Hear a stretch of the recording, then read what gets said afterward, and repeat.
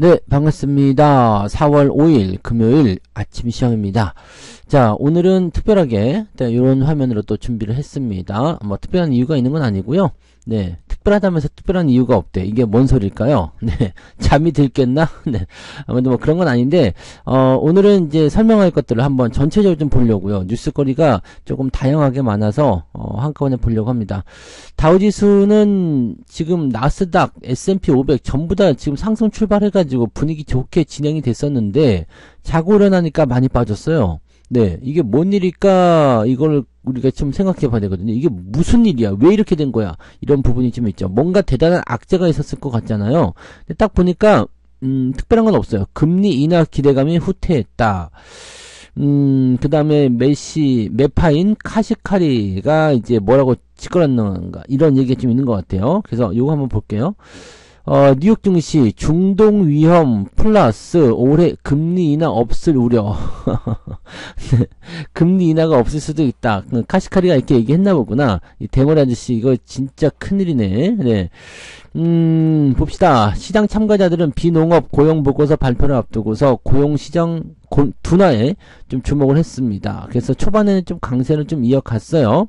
그런데 이스라엘과 이란의 군사적 긴장 상황 이렇게 되면 유가도 올라가잖아요. 요즘에 이스라엘이 괜히 저거 해가지고 좀 문제를 좀 많이 만드는 것 같더라고요. 그래서 모르겠습니다. 지금 그쪽 중동 지역 문제가 있지 어느 쪽으로만 좀 되는 것도 아니고 이쪽 저쪽으로 막 난리가 나는 것 같은데 아무튼 이란과 이스라엘의 군사적 긴장 상황 그래서 유가 상승 이런 부분들 부담을 줄 수가 있습니다.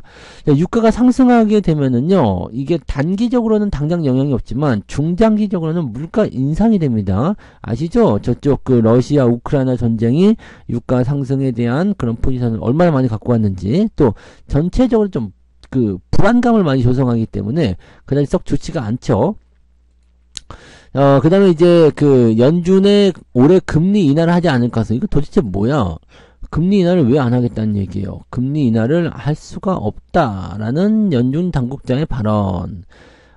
닐 카시카리 미니애폴리스 연은 총재 이 사람은 이제 반짝 대머리 이 사람이긴 한데 이 아저씨가 인플레이션이 계속 횡보하면 금리 인하가 정말 필요한 것인지 의문이 들게 할 것. 장난하나?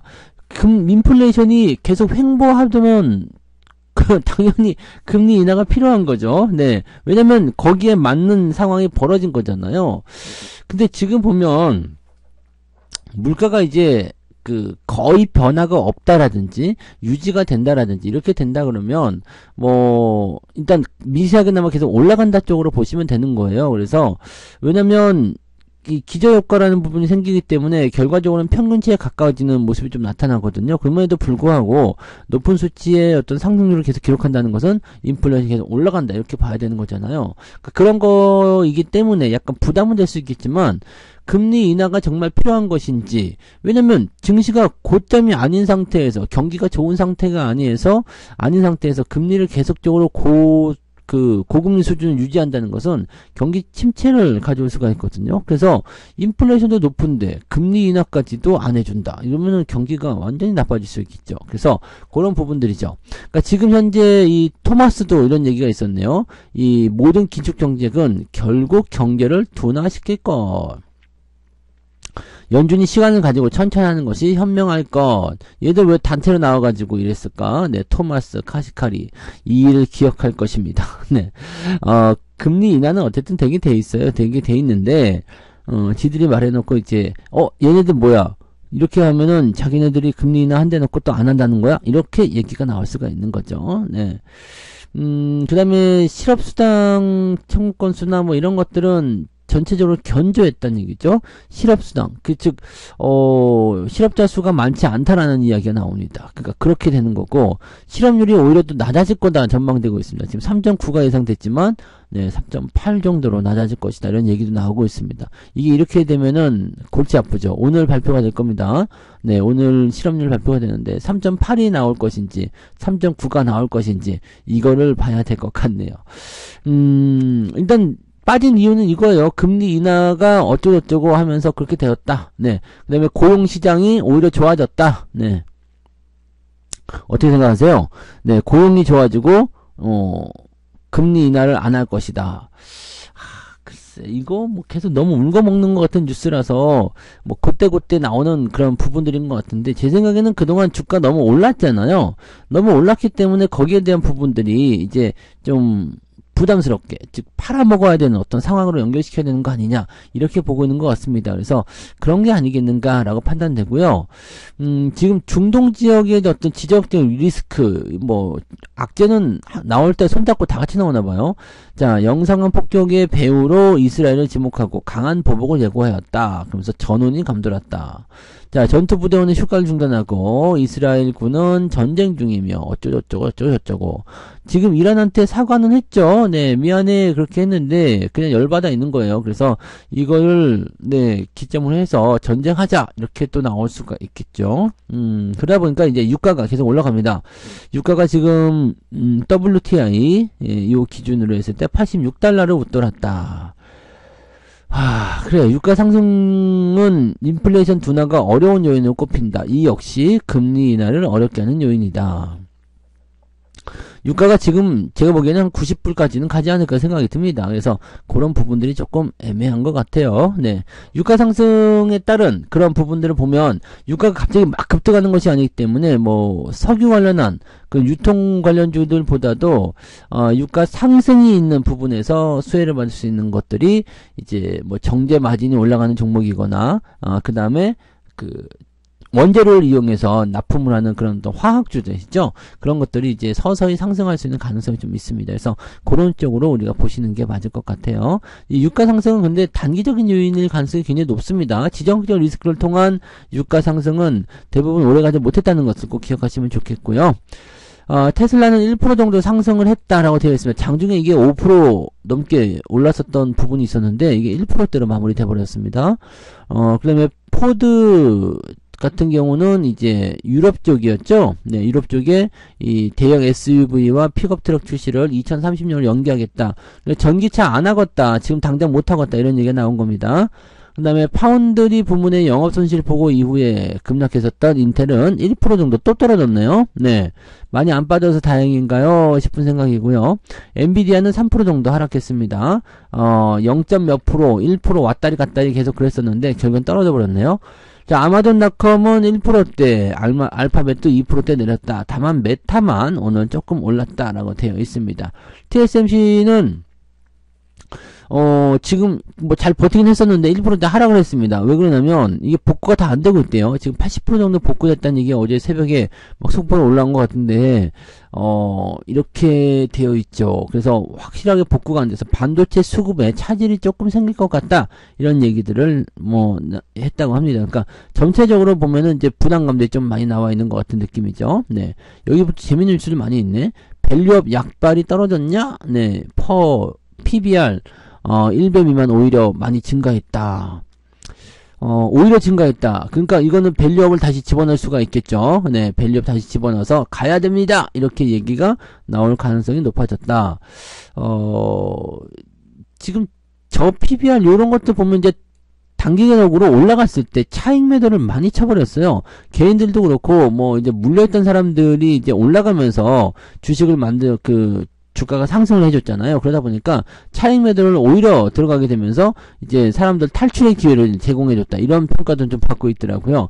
근데 중요한 건 이거죠. 외국인 기관들이 매수를 많이 해준 상태에서 잠깐씩 출렁 있는 부분, 또 정부 정책이 뒤를 밀고 있다. 그럼 탈출이 과연 좋은 것일까? 라는 생각을 해보실 필요가 있습니다. 탈출이 좋은 게 아닐 거예요. 네, 나중에 밸류업들은 네, 기대감이 있다면 더 올라갈 수가 있겠죠. 뭐 엔비디아 이런 거 반도체 종목들 와르르 떨어졌다. 엔비디아 3.4, AMD 8.2. 자, 오늘 이런 부분들 이제 이해가 카시칼이죠. 예, 반짝댐. 네, 뭐 그렇습니다. 그래서 지금 요거는 근데 많이 올라간 것에 대한 어떤 차익 매도가 아니겠는가 생각이 좀 든단 말이죠. 네. 뭐 특별하게 지금 뭐 나쁜 이슈가 있는 거 아니잖아요. 반도체 쪽에서 뭐가 문제가 있는 게 아니죠. 그러니까 이런 건 있어요. 수율이 뭐 안 좋다라든지 아니면 뭐 이제 반도체 공급이 줄어드나 수요가 줄어든다 이러면 모르겠지만 지금은 이제 공급 부족 현상이 더 시달릴 것이다라고 하면 가격이 더 올라갈 수 있거든요. 네, 대만 쪽에 있었던 그런 부분들이 오히려 이런 쪽에서 본다라면 또 나쁘지 않은 상황으로 연결될 수가 있어요. 그래서 그렇게 볼 필요가 있는 거죠. 네. 그 다음에 또 볼까요? 네, 오늘 뉴스들 보면 카카오 목표 주가도 내려갔네요. 네.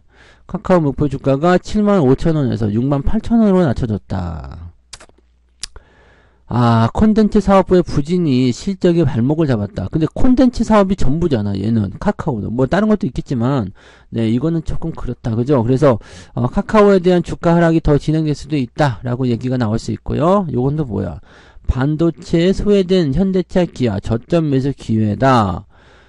좋은 소식이죠. 어제 많이 올라서 그런 것 같은데요. 네, 시장 분위기가 어떻게 나올지 모르니까 그 부분 좀 봐야 되겠지. 네, 실적에 대한 부분들은 오히려 늘어날 것이라고 전망되고 있습니다. 네, 1분기 매출은 40조 원, 전년 동기 대비 6% 증가할 것이고 영업이익도 증가할 것이다.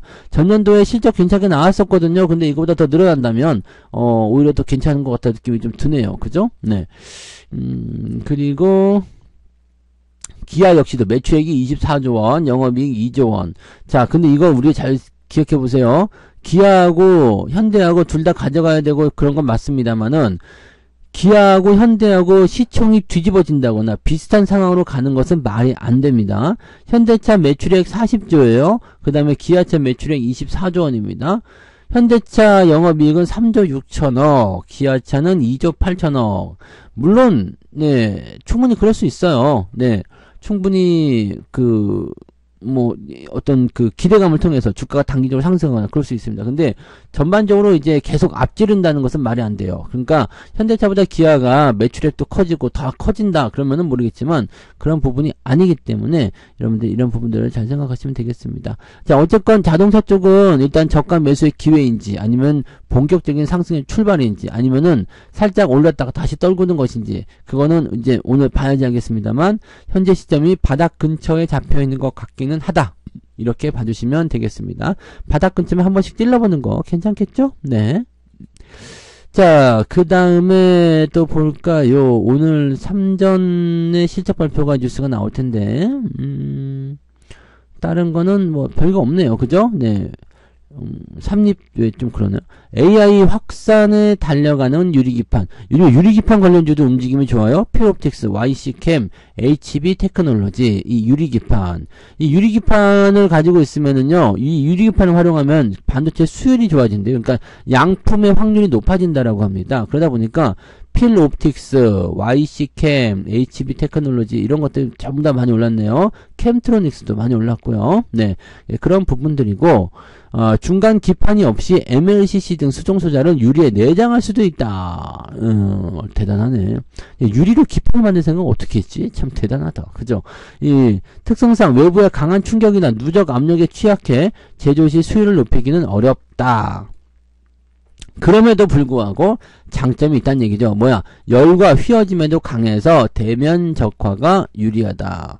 그러니까 이 유기 소재보다 딱딱하다는 얘기. 유리는 딱딱하잖아요. 근데 충격이나 깨지는 어떤 현상들이 일어날 수는 있다라는 거죠. 그러니까 요거를 어떻게든 잘 활용을 하고 강하게만 잘 만들어줄 수 있다면, 그 다음에 유리에 구멍을 뚫을 때 이게 막 아시죠? 유리에 구멍 뚫는 거 얼마나 어려운지. 예, 그런 것들에 대한 부분들이 굉장히 없다. 그래서 이거는 사실 진입장벽이 지금 꽤 높은 부분일 것 같아요. 네. 그러다 보니까 요 AI가 확산을 빠르게 하고 있는 상황이라서 이 유리 기판을 쓰게 되면 훨씬 더 많은 데이터를 만들어낼 수가 있고 한데 장점이 많은데 결국에는 그런 쪽으로 이제 요것을 진행하기 시작할 것이다. 그래서 제품군이 점차적으로 확대될 것이다. 그러니까 관련 기업들 관심이 필요하다. 근데 이거는 딱 보니까 굉장히 그죠? 기술력이 많이 필요한 것 같아요. 그러니까 요쪽을 잘 키우면 또 도움이 좀 되지 않을까라고 생각이 좀 드네요. 네, 그런 부분들 좀 있고요. 예, 뉴인텍은 전기차 기업인데 적자가 커져도 오너에 밀어주기는 꿋꿋한다. 그러니까 적자가 나오더라도 오너한테 돈을 많이 준다거나 뭐 이런 거 별로 좋지 않죠. 네, AI발 전력 수요 폭증. 네, 요즘에 뭐 재룡전기, 뭐 일진전기, 뭐 등등, 네, 이런 종목군들 계속 올라가잖아요. AI발도 있었고, 뭐 전기차 기업도 그렇고 뭐 그냥 공장 많이 짓는다 그러면 이제 올라가는 겁니다. 그래서 전력 인프라주가 계속적으로 강세를 보인다라고 되어 있습니다. LS 일렉트릭도 다시 많이 올라왔죠. 네, 그래서 누가 더 많이 올라가느냐가 중요한 게 아니라 이 집단권을 형성하면서 움직인다는 거. 그러면 얘네들이 하나의 어떤 세력을 형성할 수가 있다는 얘기죠. 네, 그래서 전력 관련주 좀 더 보셔도 될 것 같아요. 네. 삼성전자는 오늘 잠정 실적 발표가 나옵니다. 조금 있으면 나올 것 같은데요. 네. 얼마가 나올 것이냐, 두구두구두구. 지금 현재 예상치가 5조 3,800억. 야, 진짜 이거보다 넘게 나오면 대박인데, 그죠? 네, 그러면 목표 주가가 증권사에선 지금 KB증권에서는 11만원 제시하고 있고요. 네, 성투증권에서는, 네, 12에서 13만원 제시하고 있는데, 네, 더 많이 올라갈 수도 있겠죠? 그 다음에 98,000원대, 10만원 위쪽으로 대부분 제시를 하고 있다. 네. 영업이익은 17조 원으로, 와, 진짜? 올해 반도체 부분 영업이익이 17조 원이요. 작년 흑자였잖아. 작년 적자였잖아요. 근데 이게 개선이 된다고요? 내년은, 네, 상당히 좋아지고, 전년 대비 32조 원이나 개선될 것이다. 와, 무지막지하네요. 네. 그 다음에 하반기 HBM의 공급, 뭐 등등등이 삼성은 이제 좋은 소식이다. 자, 미국 증시가 하락을 하긴 했는데, 그거는 이제 기술주들의 하락이라든지 그런 등등의 이야기고, 우리는 삼성전자라든지 또는 밸류업 종목이 딱 치고 올라가준다면 오히려 상승할 수가 있습니다. 근데 지금 미국 시장에서 좀 분위기가 안 좋게 나타났기 때문에 그 부분을 어떻게 볼 것이냐죠.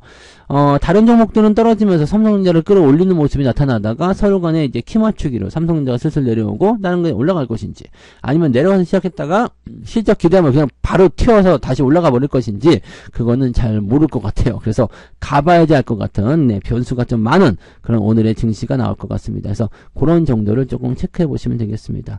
뭐 특이사항은 없는 것 같은데요. 네, 요런 정도로 보시면 됐고, 자동차주들 다시 올라갈 것이라는 얘기 계속 나오네요. 환율 없고 다시 오른다. 자동차주는 환율이 올라가면 조금 더 좋아지죠. 환율이 요즘에 또 계속 올라가는 형태를 보여주고 있다 보니까 수출 관련주 쪽에서 기대가 좀 있죠. 근데 환율 상승에 따른 수혜는, 네, 자동차만 있는 게 아닙니다. 반도체도 있는 거예요. 그래서 자동차도 지금 보면은, 네, 이 수익성이 증가하고 있는 모습이 나타나고 있고, 이 환율 효과에 대한 부분들은 긍정적으로 일단 볼 수는 있겠죠. 환율이 올라가면 우리나라는 별로 좋지는 않겠지만, 일단은 이렇게 수출 기업들에게는 또 도움이 됩니다. 그래서 그런 쪽으로 보시면 되겠고요. 뭐, 그 정도까지만 일단 보시면 될 것 같아요. 뭐, 크게 문제될 게 없는 상황이기 때문에, 네, 시장에 대한 부분들 그대로 잘 보시면 좋겠고요. 요게 제일 문제가 될 텐데, 막판에 밀린 거, 금리 인하된 거, 특별한 소식이 달라지건 없습니다. 하지만 주말장이기도 하고, 다음 주 만기이기 때문에, 일단 우리도 조금은, 네, 오전에는 어제 올라온 거 조금 반납할 수도 있다. 이런 정도는 생각하고, 좀 지켜보시면 좋겠고요. 크게 밀리지 않으면, 이놈들 반등 바로 해주겠구나. 이렇게 생각해 주시면 될 겁니다. 그래서, 요거는, 장을 지켜보면서 상황에 따라서 맞는 대응을 하시는 게 맞을 것 같아요. 네, 그래서 그 정도까지만 말씀드려보도록 하죠. 일단 오늘은, 네, 삼성전자에 좀 주목을 해보셔야 됩니다. 이 실적 발표에 따라서 주가가 어떻게 움직이냐에 따라서 국내 증시의 방향이 결정이 됩니다. 그래서 그 부분을 잘 체크해 주시면 좋겠습니다. 자, 오늘 화이팅 하시고요. 주말이지만, 네, 더 좋은 그런 성과도 올리시기 바랍니다. 자, 여기서 마치고요. 저는 장중시험 때 다시 올게요. 고맙습니다. 본 방송에서 제공되는 모든 정보는 투자 판단의 참고 자료이며 투자의 최종 책임은 본 방송을 이용하는 본인에게 있습니다.